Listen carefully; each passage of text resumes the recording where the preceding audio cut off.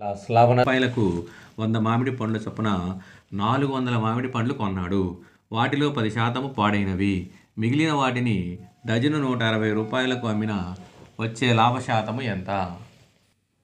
చూడండి, ఇక్కడ 100 మామిడి పళ్ళు 800 రూపాయలు అయితే 400 మామిడి పళ్ళు 3200.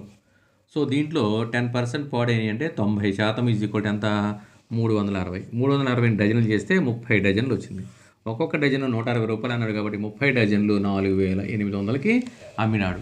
కాబట్టి ఇప్పుడు లాభం వచ్చింది కాబట్టి లాభము ఈజ్ ఈక్వల్ 4800 మైనస్ కొన్న వేల 3200, దట్ ఈజ్ ఈక్వల్ 1600 లాభం వచ్చింది. ఓకే, లాభ శాతము ఈజ్ ఈక్వల్ లాభము బై కొన్న వేల 3200 ఇంటూ 100.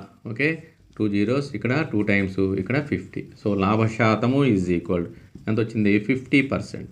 So answer is 50%.